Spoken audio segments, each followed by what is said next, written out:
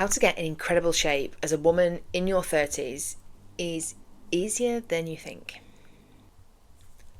But so many women make one of two mistakes. They either overcomplicate it, think that more is better, so that means more exercise, more restriction, doing more, trying harder. Then they can't stick to it, it all becomes too much, they burn out, and they give up. Or they don't actually immerse themselves in the process.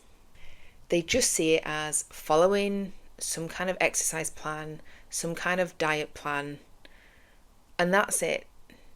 And they think about doing that until they reach the goal.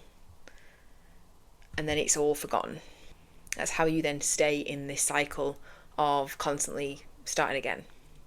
The not so sexy secret is making it as simple as possible whilst immersing yourself in the process.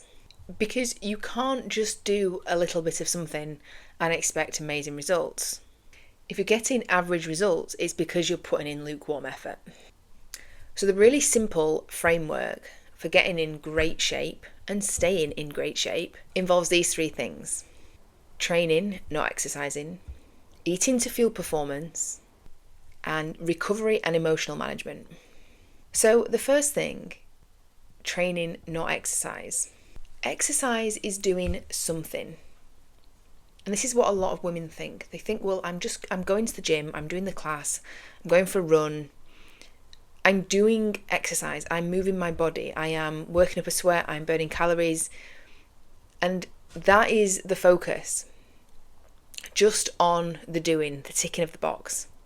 And therefore thinking they need to do more of that if they're not getting the result. This is often a high reliance on cardio, on junk volume weight training that many women confuse for appropriate strength training. And like I say, it's all about just ticking the movement box. Training is structured, it's organised, it's progressive, it's focused. There is a goal in mind and you are working towards something and you are looking for constant improvements. Often you need to strip back your workouts so that you're focusing on building strength and building muscle, and you're actually working towards a goal and seeing progress in your lifts over time. Training is doing strategic cardio. Your cardio is no different. There should be a focus, there should be a reason for doing what you're doing. Not just a sweat fest or a calorie burn, not just ticking a box, not just trying to do more or outwork your diet. For both your strength and your cardio sessions, it's about doing things that are making you better, stronger, fitter, and seeing progress. The next part of the framework is eating to fuel performance. Not eating to lose weight, not eating to diet. And this involves a real shift in your mindset about what food is. There is so much benefit in tracking calories, but if you don't know what good quality food is, tracking calories is redundant. You shouldn't be tracking calories just so you can eat a shit diet whilst remaining in your calorie allowance. That is not going to get you in the best shape of your life. Eating to fuel your performance means focusing on good quality food sources.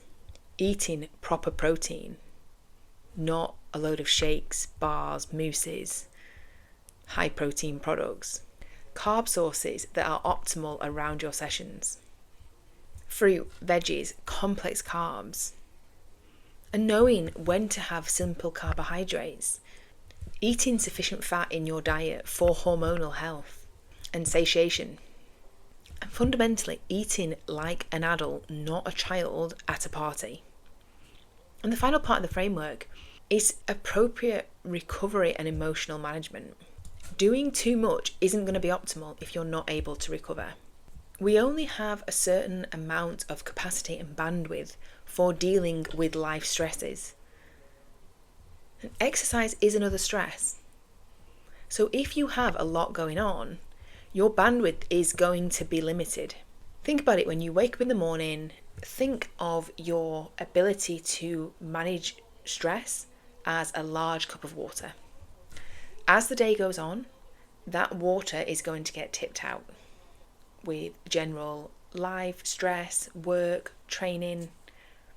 And if you're not able to find ways of refilling that or slowing down its emptying, you're going to find it very difficult to get in great shape. Stress, life, emotions, triggers, those are all counterproductive for getting in incredible shape. And it's not because stress, hormones, or tiredness make you gain weight directly. It's not being able to manage your stress, your triggers, or your emotions, because they cause you to behave differently. If you don't sleep great, the hormones responsible for signaling hunger and fullness will be out of whack, so you're more likely to overeat. If you're highly stressed and can't manage your emotions, you're less likely to make the best choices. So this is why it isn't as simple as follow this diet, follow this exercise plan, and white knuckle it till you reach your goal. You have to immerse yourself in those training behaviours, those eating behaviours, and fundamentally managing your stress and emotional response, so they all become part of what you do day to day. That is how you get and keep in incredible shape, because for the most part you are going to be making decisions that are aligned with the outcome that you want, and you're not going to be dictated to by poor emotional regulation. This is what I help my clients with on a daily basis. If you need more help with it, message me FSF on Instagram using the link below.